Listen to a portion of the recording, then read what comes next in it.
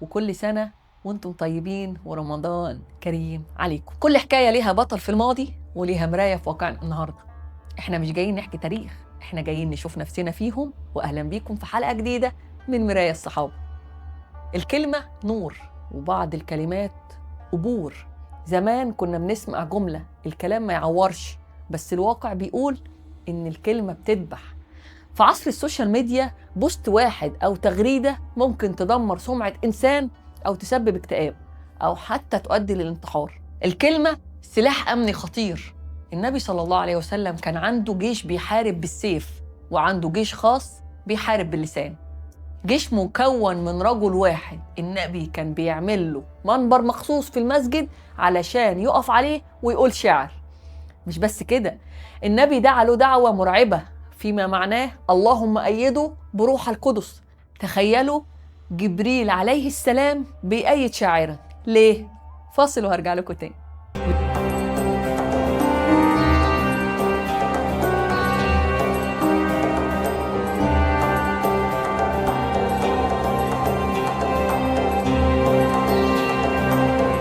لأن تأثير قصيدة حسان بن ثابت على الكفار كان أشد عليهم من ضرب الرماح والسيوف. كان بيعلمهم اغتيال معنوي وبيدمر نفسيتهم. النهاردة هنتكلم عن صوت النبي والمدافع الأول عن عرضه حسان بن ثابت. كان لسانه أحد من السيف، قالوا عنه لو ضرب بلسانه صخرا لفلقه. إزاي القصيدة كانت بتكسب الحرب قبل ما المعركة تبدأ؟ قريش ما كانتش بتحارب المسلمين بالسلاح بس، كانت بتستخدم الميديا بتاعت زمان اللي هو الشعر. كان عندهم شعراء بيشتموا النبي ويخوضوا في عرضه ويشوهوا سمعته بين القبائل. الصحابة كانوا بيغضبوا وعايزين يردوا بس مش عارفين يقولوا ايه، مش تخصصهم. النبي صلى الله عليه وسلم كان عايز نوع خاص من الهجوم، لحد ما قام حسان بن ثابت ومسك طرف لسانه وقال فيما معناه أنا لها يا رسول الله، والله لو وضعت لساني على صخر لفلقته، ولو وضعته على شعر لحلقته. يعني أنا لساني موس يا رسول الله. النبي ما سابوش يهبد وخلاص، قال له فيما معناه يا حسان إن لي فيهم نسبا، يعني أنا قرايبي وقرايبهم، إزاي هشتمهم من غير ما تغلط في نسبي؟ هنا بقى بيبان الاحترافية. النبي بعته لأبي بكر الصديق النسابة خبير الأنساب.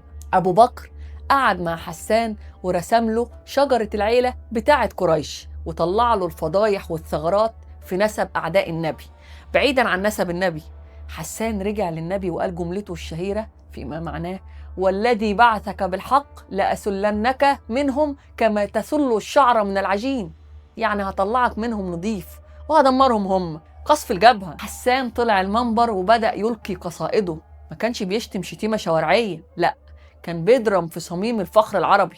كان بيعيرهم بجنوبهم، يعني بضعف أصلهم، بمواقف مغزية في تاريخهم. قريش كانت بتسمع الشعر ده وبتتجنن، نفسيتهم انهارت. النبي صلى الله عليه وسلم كان بيسمعه ويقول فيما معناه اهجمهم وروح للقدس معك، والذي نفسي بيده لهو أشد فيهم من النبل. يعني حسان كان كتيبة إعلامية لوحده، دافع عن عرض النبي لدرجة إنه قال فإن أبي ووالده وعرضي لعرض محمد منكم وقاء، يعني أضحي بأبويا وأمي وشرفي علشان أحمي شرفك يا رسول الله. حسان بن ثابت بيدينا درس في أخلاقيات وقوة الكلمة في 2026. أول حاجة، الكلمة مسؤولية. الكلمة مش مجرد رأي، كلمة رصاصة. ممكن كلمة تشجيع تبني إنسان، وكلمة تنمر تهد إنسان. حسان استخدم موهبته في الحق. انت كمان بتستخدم لسانك في ايه؟ في نصرة المظلوم ولا في الترند الفاضي؟ الحرب النفسية. أعدائنا النهاردة بيحاربونا بتشويه الهوية والشبهات. محتاجين شباب زي حسان عندهم موهبة جرافيك، كتابة، فيديو، يردوا على الأفكار الغلط بأسلوب ذكي ومؤثر. مش لازم تكون شيخ علشان تخدم دينك، ممكن تكون صانع محتوى محترف عشان تقدر ترد.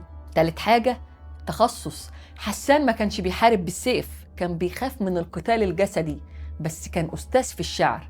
النبي احترم تخصصه ووظفه في مكانه الصح. لو انت بتعرف تكتب أو تتكلم، ده ثغرك اللي لازم تسده. جبريل بيؤيد الكلمة الطيبة لما تدافع عن حق أو ترد غيبة حد مظلوم. ثق إن ربنا بيأيدك وإن الملائكة في صفك.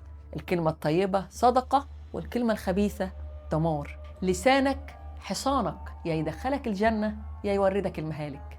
سؤالي بقى ليكم النهاردة، امتى كلمة واحدة سمعتها سواء مدح أو ذم أثرت في حياتك وغيرت مسارك؟ أو كلمة أنت قلتها وحد شكرك عليها بعد سنين؟ احكوا لنا عن سحر الكلمة في الكومنتات. وخلصت حكاية النهاردة، بس الأثر لسه هيبدأ معاكم، واستنوني بكرة مع بطل جديد ومعنى جديد، ولأن ببساطة حكايتهم هي حكايتنا. ورمضان كريم عليكم.